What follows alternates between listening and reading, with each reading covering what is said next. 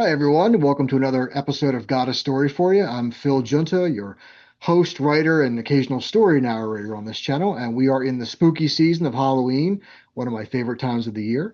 And I am going to read, if you don't mind, if you'd like to stick around, I'm going to read excerpts from three paranormal stories, ghost stories, supernatural tales that I had published this year, and one of which was just published this month, appropriately in October. We'll get to that in just a second. It's been an eventful month since we last spoke.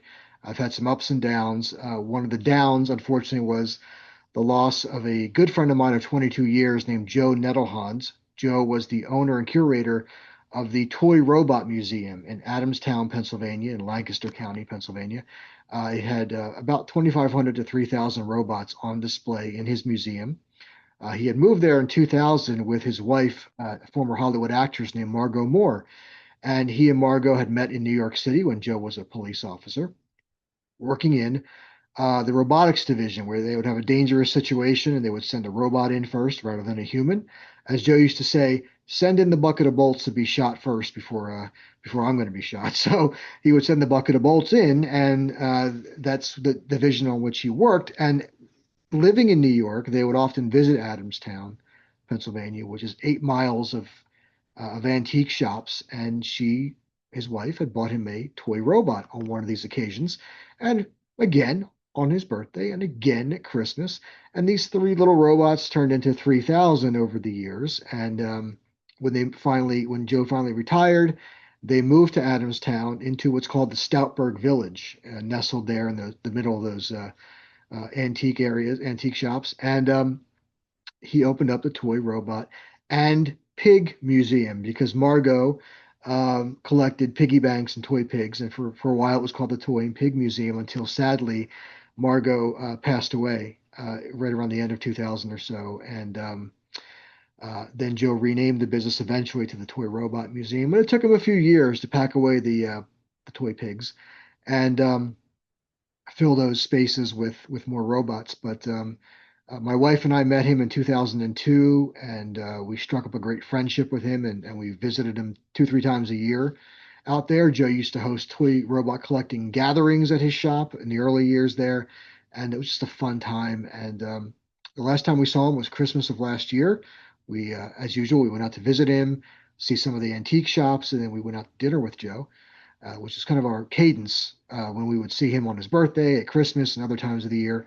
And I was supposed to visit him in July on my way out to Shore Leave, a science fiction convention that had moved from Maryland to Lancaster County, and I would pass Adamstown on the way. So I emailed him in late May, and I asked him if he would have time for me to drop by his shop on a Friday on my way out there. He was happy to see me, so I had it all planned, and then unfortunately, he emailed me a few weeks later to say that his sister was in hospice and declining rapidly. And unfortunately, even a few weeks later from that, she passed away. So I had to postpone my visit.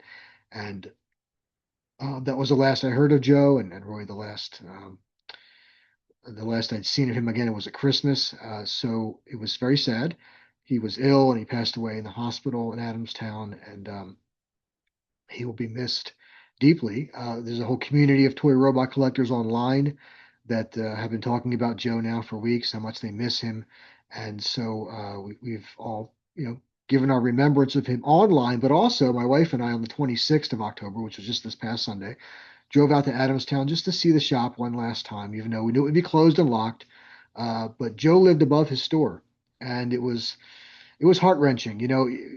Intellectually, we knew, of course, he was gone, but emotionally, we expected to walk through that door and see Joe sitting behind the counter there, playing Forbidden Planet on the big TV behind his counter, as he always did, and just going in and saying, "Hey, where do you want to go for dinner tonight?" We're gonna miss that. His car was still parked there behind his house when we went on Sunday. And it was just heart-wrenching. We spoke with some of his neighbors to find out more details about what happened, and so we will miss him immensely. He was the longest running friendship I ever had. So that was sort of the bad news of October.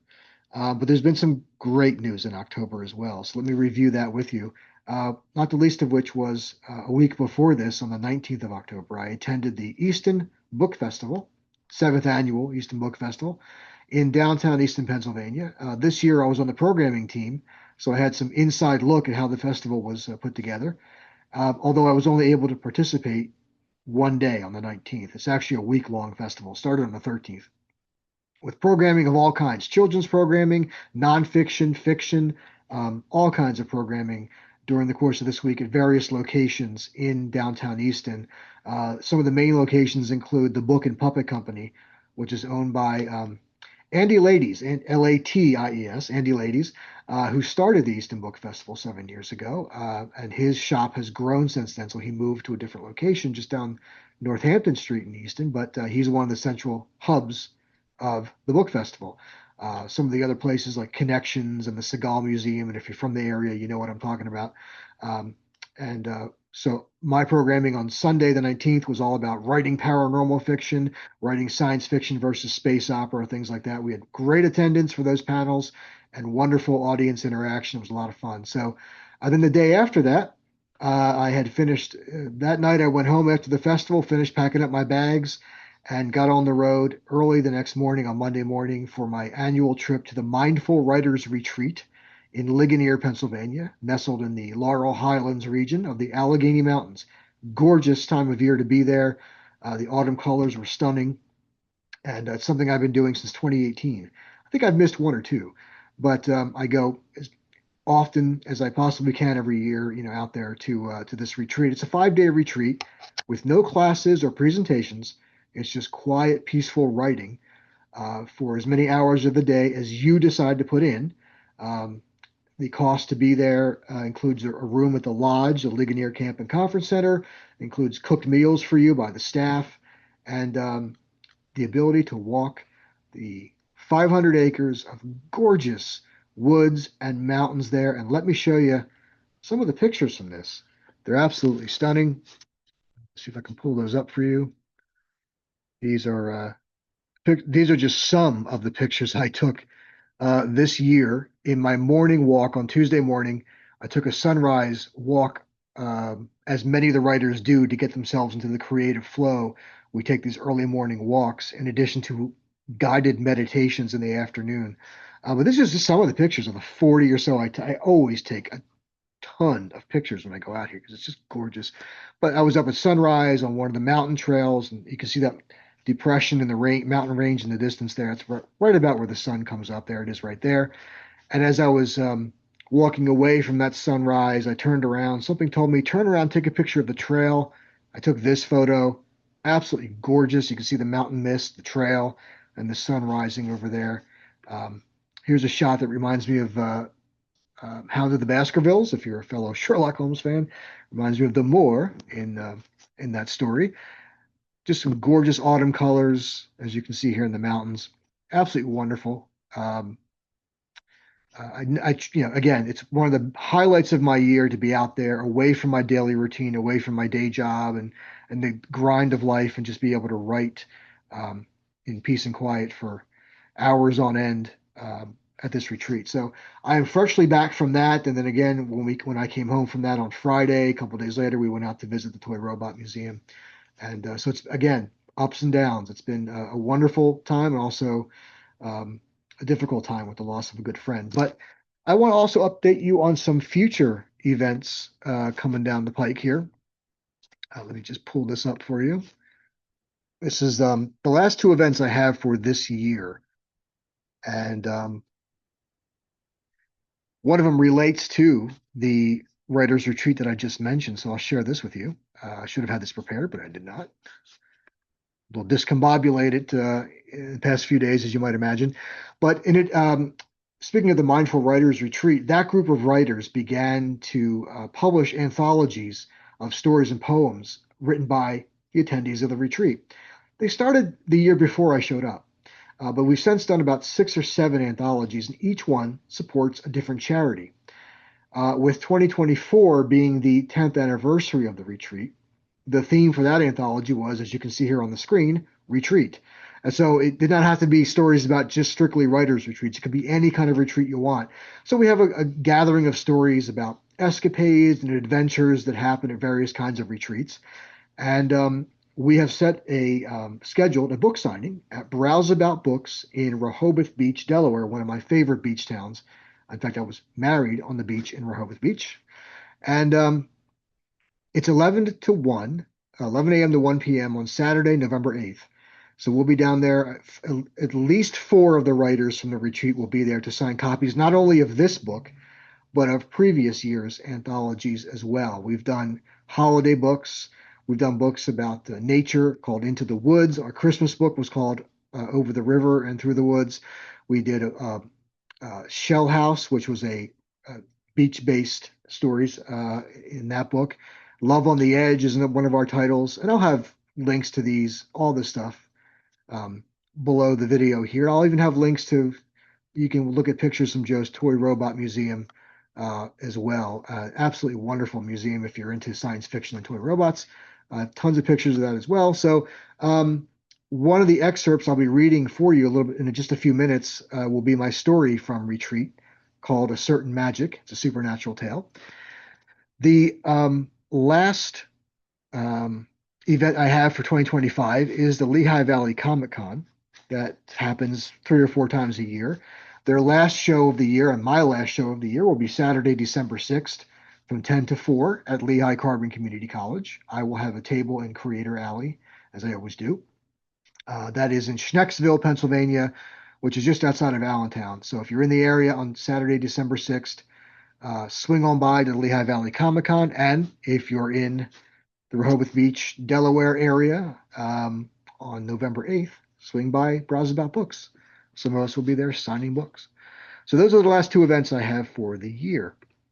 Okay, I think I've covered all those bases looking at my notes here. So I guess we can do some readings, very brief readings for you. Keep this as short as I can. Just want to read the opening scenes of these stories. And what I will do then is I will share my screen so you're not looking at me, my ugly mug, reading these stories. You can check out the covers of the books that I'll be reading from. Although before I do that, I do want to show you a little bit more information about the magazine that I just published with recently. And it was called Black Cat Weekly. I published with them back in January. They published a science fiction story of mine. And one of the things I adore about their magazine is the interior illustrations. So I just want to show you, if I may, the interior illustration from my story, Where Halloween Never Ends, it's called. This is it right here. It's a Halloween story, and as the title implies, and I sent it to them with 4 to 5 months notice, knowing that they had a bit of a backlog, so they got it in time for one of their 4 Halloween issues that they do in October. Just a gorgeous interior art that they have. They have amazing art. I was stunned when I saw the art for my science fiction story back in January. Equally so here when I opened up the PDF file that they sent me the day before the magazine was published. I went right for my story just to see the illustration. And then I read through the story to make sure there were no typos. But the first thing I had to see was the illustration because they're absolutely stunning.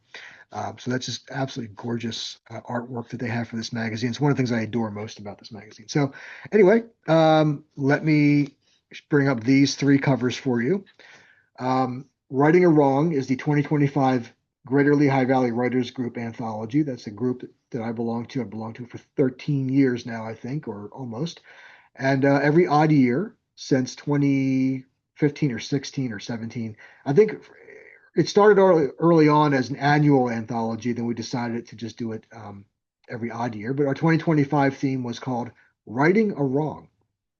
Stories about things that have gone awry and stories about trying to fix things that have gone awry. So I have a ghost story called Give Them Peace. In the Retreat anthology that I talked about earlier, I have a story called A Certain Magic. It's a ghost story, or could possibly even be a reincarnation story, depends on how you interpret it. And again, Where Halloween Never Ends was just published on the 19th of October in Black Cat Weekly. So what I'm going to do is read brief excerpts from these stories. And I will pull up mine here, starting with Give Them Peace in Righting a Wrong. So here we go. Crippling sorrow flooded Miranda Lorenzen's thoughts the moment she stepped through the door of Heldon Studios. Overlapping voices in her head pleaded for help begged to be set free. Miranda ignored them for the moment as she and fellow paranormal investigator Mark Malkasian greeted the studio's general manager, Stillman Ross. Well, thanks for rearranging your schedule for us on such short notice. Stillman extended a hand. Where's the rest of your team? Short notice means short-handed, Mark said. You're stuck with the two of us. Any more activity since you called? Later that night, in fact. Stillman nodded toward a row of offices down the hall. We caught it on a security camera, along with the other incidents I mentioned on the phone. I have the footage queued up. By now, the edges of Miranda's vision had blurred, and she winced against another torrent of desperation and grief. Closing her eyes, she tuned out the conversation between Mark and Stillman. I'm here. Tell me what you need. A plaintive voice rose above the chatter. Finally, someone who can hear us. We've waited so long, another voice added. Both were women, but Miranda sensed that they weren't the only spirits attached to the building, or perhaps the land. How can I help you? You're a sensitive, the first voice said. As we were. That's why he killed us. Who killed you? There was no response. Are you still with me? What's your name? Again, Miranda's questions were met with silence. Randy? A hand clutched her arm. Miranda's eyes shot open and she met Mark's bewildered gaze. You okay? You wandered off without a word. Miranda took in her surroundings. She didn't recall leaving the lobby, yet she now found herself in a wide corridor between two sound stages. Right. Sorry about that. Did you have a vision? Not exactly. As they started back toward the main entrance, Miranda shot a glance over her shoulder. But the day is still young. All three tripods crashed to the floor, hurled across the room by an invisible force. In the security office, the astonishing scene played out on two wall-mounted monitors. That happened about 4 hours after we closed on the day I called you, Stillman explained. I thought it was one of my technicians playing a prank, but no one was in the building at the time. Of all the footage we captured, this scared the crap out of me more than anything. I can see why, Mark said. These spirits definitely seem pissed off about something. Where did this happen? Stage C, last one on the right before you get to the storage room. Hold on. Mark pointed to the screen. When the tripods hit the floor, they kind of resemble arrows, evenly spaced and perfectly lined up beside each other. Miranda cocked her head. Arrows pointing toward the storage room, perhaps? I'll be damned. Stillman slumped in his chair. Since we converted this place from a warehouse, we don't use that part of the building much. I've never been comfortable back there. Always feels like someone's watching me from the mezzanine. Maybe they are, Mark said. When you called, you mentioned a woman who appeared on film, but no one saw her in person. Can you show us? Absolutely. Stillman opened two video files and dragged each one to its own monitor. He pointed to the left screen. This was the first appearance, during an interview show. Watch for the middle-aged woman with the salt and pepper hair and bruises around her neck. There. You see her standing off to the right behind the host? Geez. Mark leaned forward. Her gray eyes and blank expression aren't creepy at all. Well, check it out, Stillman continued. They cut away and back to the host, and she's gone. He stopped the video. Now, let me draw your attention to the monitor on the right. There's a company in the area that makes cleaning products. They use our studio to shoot their commercials. This one had 3 actors, 4 if you count the dog. Watch this beagle turn its head from the kid and stare at nothing until they cut away, come back, and bam! There she is again. Where she came from, no one knows. The beagle whined and stared up at the woman, who gazed at the actors with a forlorn expression. Stillman paused the video just as she peered into the camera. She came from this place. Miranda glanced from one monitor to the other. Her soul is trapped here, and she isn't alone. Stillman raised an eyebrow. How many are there? Something tells me we're about to find out. And those are the 2 opening scenes from Give Them Peace, as published in Righting or Wrong. So that's a nice little ghost story. And there's a mix of different types of stories, crime and relationship stories and comedies and dramas and righting a wrong. So and proceeds from the Greater Lehigh Valley Writers Group anthologies benefit the group, which we then turn around and use to do public events and library talks and other events to help encourage reading and literacy in our community. So it's a wonderful group to belong to, and I'm proud to be a part of it. The second story I'm going to read for you is called A Certain Magic, and I'm just going to read the first couple of scenes from that as featured in the Retreat anthology in the middle there. And again, this is a charity anthology, and proceeds benefit House of Ruth in Maryland. So I will have links again to all these things in the notes below. So this is called A Certain Magic. It is a fictionalized version of our retreat in Ligonier. Why was this place so familiar? Carrie Lang had never been to Ligonier, Pennsylvania, before the previous afternoon, and yet she'd been haunted by a relentless feeling of deja vu from the moment she arrived. Carrie paused along the trail as the first rays of the rising sun highlighted the resplendent autumn colors of the surrounding trees.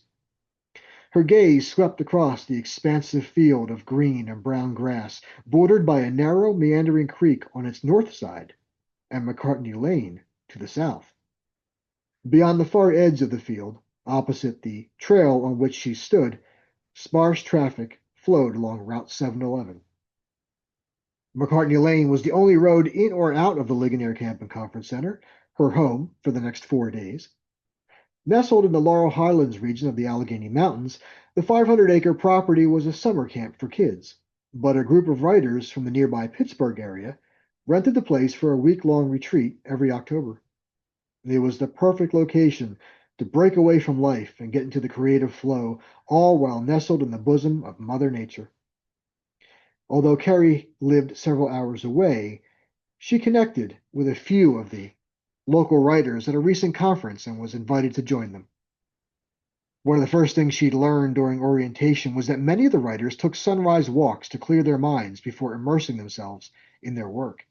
For Carrie, it was a welcome change of pace from the stress of urban life. To her right, a path of dirt and stone wound its way up to the distant crest of a hill. Carrie was tempted to make the climb, but she'd been walking for over an hour, and her stomach was grumbling. She made a mental note to tackle the hill the next day and continued along the trail until she arrived at McCartney Lane. There, a large wooden sign served as an information marker about the Wilpin train crash that had occurred a few hundred yards away on July 5th, 1912.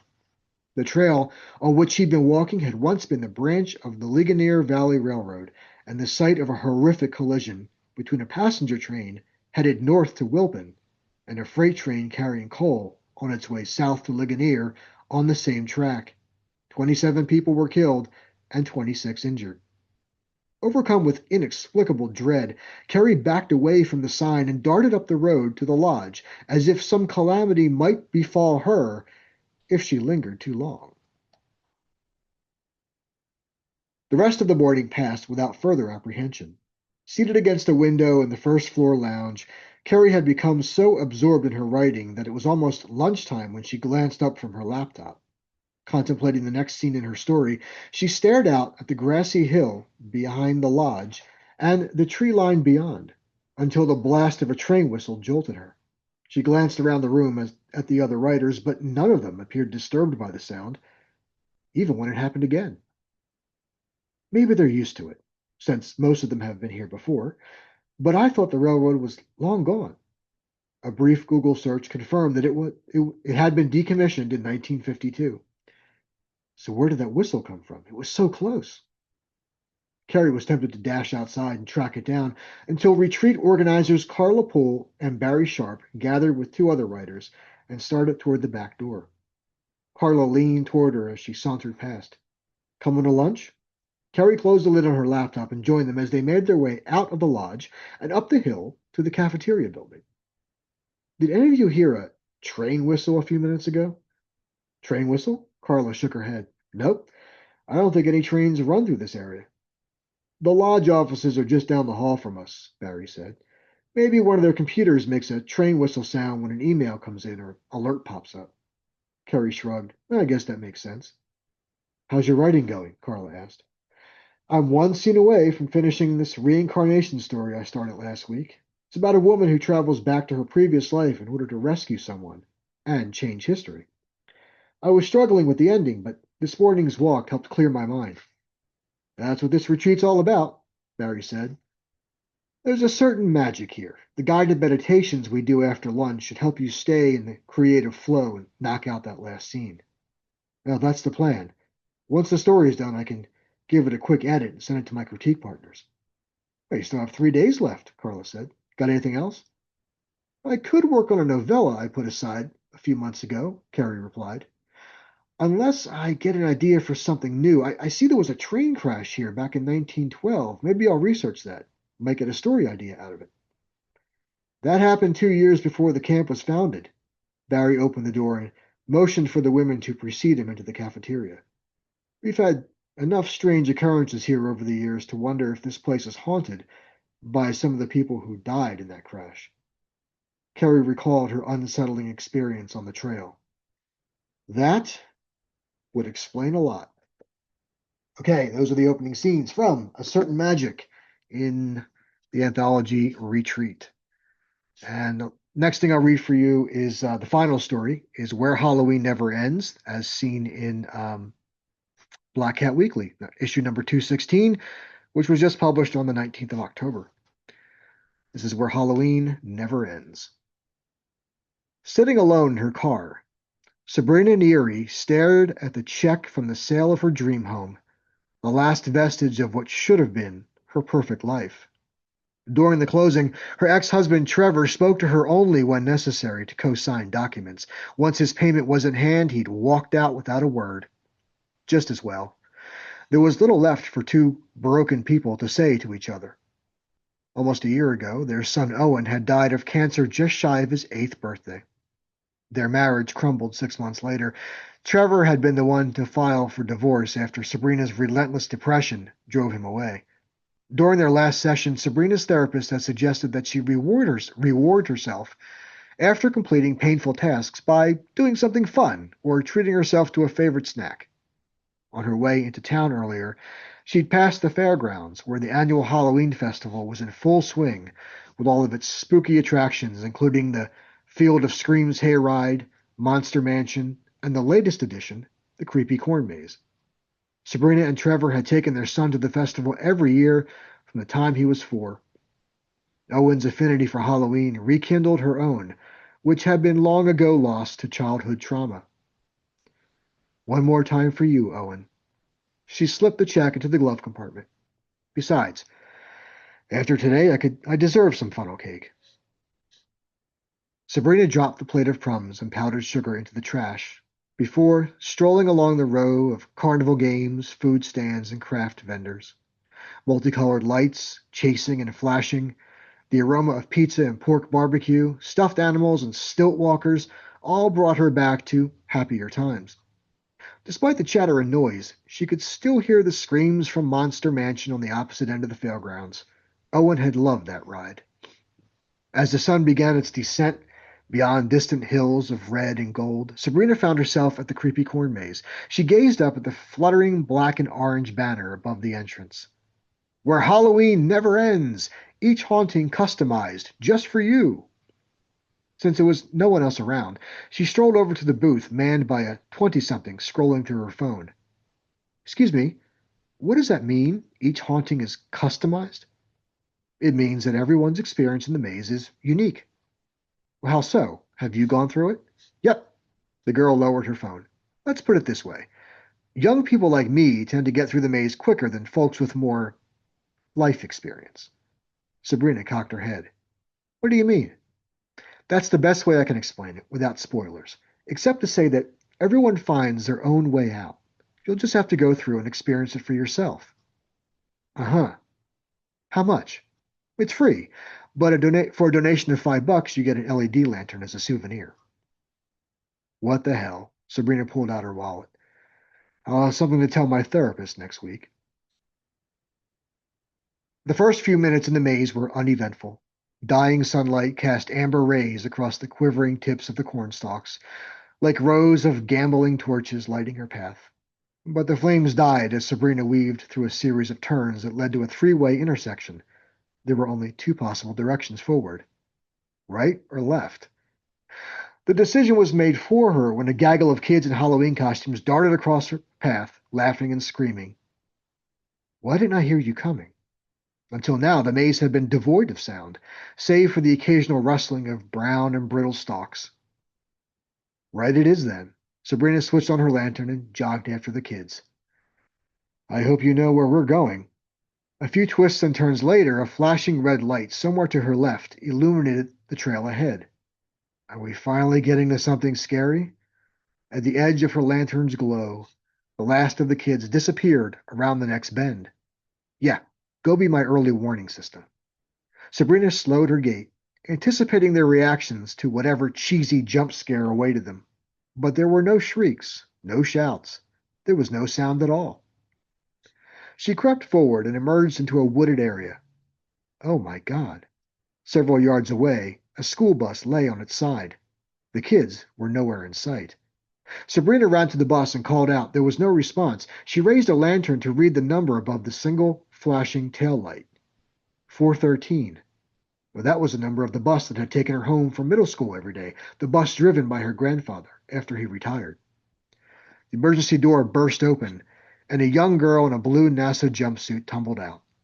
Although her face was concealed under a disheveled mane of black hair, Sabrina recognized the costume she'd worn to her middle school's Halloween party. This can't be the accident that... No. On the way home that day, after all but 6 of her classmates had been dropped off, 2 assholes drag racing over a narrow bridge decided to play chicken with the school bus. The grandfather had swerved to avoid them, suffered cardiac arrest, and lost control. The bus had crashed through the guardrail and plunged over 100 feet into the woods. Sabrina had been the only survivor. Her younger self staggered away from the bus, dropped to her knees, and vomited. This is like an out-of-body experience. Hey, Sabrina called. Another driver on the bridge. Called the police. They'll be here soon. The girl crawled to the nearest tree and curled up in a fetal position, bleeding and sobbing as she cradled her broken forearm. You can't hear or see me, can you? Well, you'll be okay after 3 surgeries and 2 metal rods in your arm. Sabrina pulled up the sleeve of her jacket. Barely left a scar. She peered at the bus. How the hell did they recreate this? Each haunting customized just for you. If that were true, then there were 6 broken and bloody children inside that bus. Their lifeless eyes had watched her as she crawled over them to get out. Sabrina crept toward the back door. She had to know. It ain't worth it, Brina. A tall, gaunt man approached from the tree line, accompanied by a group of children. Sabrina held up her lantern. They were the kids she had followed through the maze. Her classmates from the bus, she realized now. And the man was Grandpa.